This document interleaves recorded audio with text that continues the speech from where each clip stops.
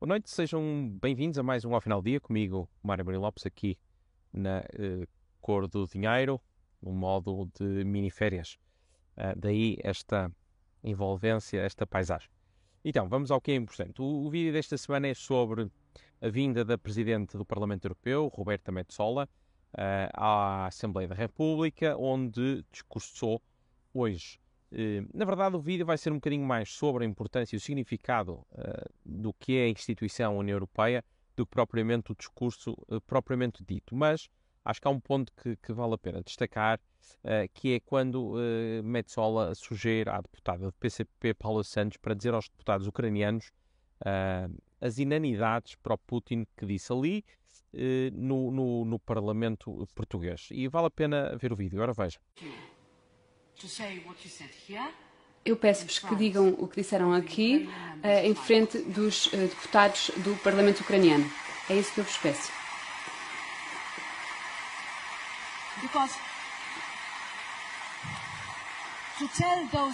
Porque dizer a esses deputados que não viram, que não veem os seus cônjuges há semanas, cujos filhos não podem ir à escola e que estão agora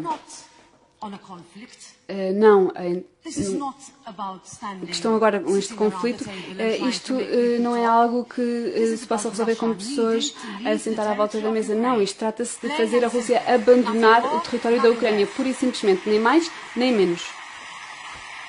Não é propriamente novidade que o PCP e o Bloco de Esquerda são contra a União Europeia e aquilo que esta representa, que é fundamentalmente um projeto de união entre Estados-nação, um projeto de paz na Europa, uma ordem mundial que está assente na liberdade, na democracia e no respeito pela soberania das nações.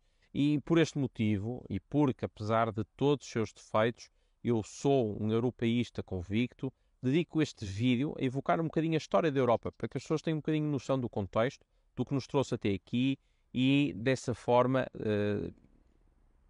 darem um bocadinho mais de importância à União Europeia. Ora, a Europa, é bom recordar, esteve sempre em guerra, com exceção do Império Romano, que basicamente nos deu 200 anos de paz, mas imposta através do seu jugo, aquilo que ficou conhecido como Pax Romana. Basicamente nós andamos sempre em guerras ao lado uns com os outros, seja por motivos religiosos, seja por motivos imperialistas ou, na verdade, na maior parte dos casos, uma mistura de ambos. Quando o Império Romano cai, transforma na Europa aquilo que na verdade sempre foi um agremiado de principados, ducados, pequenas repúblicas e reinos multiétnicos. Este ponto é muito interessante, é que a Europa sempre foi multiétnica. É na verdade com o surgimento da ideia de Estado-nação que esta ideia de multietnia se dissolve, mas estes pequenos principados e ducados foram agora polarizados por diferentes projetos de poder. O inglês, enfim, controlava os mares e, portanto, tinha muito poder. O francês, que tinha uma forte presença na Europa continental. O russo também, um projeto bastante expansionista. E depois, mais tarde, o otomano. Com a queda, enfim, uns anos mais tarde, uns séculos mais tarde do fim do Império Romano, Carlos Magno tentou aqui unificar a Europa através, uma vez mais, de um projeto, ele também imperial. O pai da Europa, e foi assim que ele ficou conhecido, tentou ressuscitar o passado romano e, aliás, deu origem depois ao conhecido Sacro Império Romano, que ficou basicamente com a parte ocidental do Império Romano. Seguiram-se, enfim, depois mais uns quantos séculos de guerras e lutas, mas desta vez o pretexto foi Lutero, foram as reformas protestantes e as lutas com os católicos. Isto, uma vez mais, deu origem a guerras fratricidas e, no caso da guerra conhecida como a Guerra dos 30 Anos, foram mais de 8 milhões de mortos. E estavam todos tão cansados desta guerra permanente que finalmente houve aquilo que ficou conhecido como a Paz de Westfália, em que basicamente a Europa decide terminar com aquela guerra e encontrar uma paz. E o instrumento encontrado para decretar esta paz foi a criação da ideia de Estados-nação, portanto territórios soberanos, que tinham uma jurisdição própria, tinham uma soberania própria e que basicamente alicerçavam-se aqui nesta ideia de Estado, uma entidade abstrata que procurava preservar e garantir a ordem do interesse nacional, sendo que aqui o nacional era o território que lhe estava sujeito. E, portanto, surgia aqui a ideia do Estado-nação, portanto, uma ideia que tem 400 anos. Creio que muitos de nós poderemos achar que as nações sempre existiram, mas não é verdade. O que existiram eram, enfim, grandes famílias monárquicas que tinham territórios espalhados por várias geografias. A ideia do Estado-nação, de um espaço contido com uma administração própria, uma soberania própria, na verdade surge aqui na Paz de Westfália em cerca de 1640, por volta de 1640.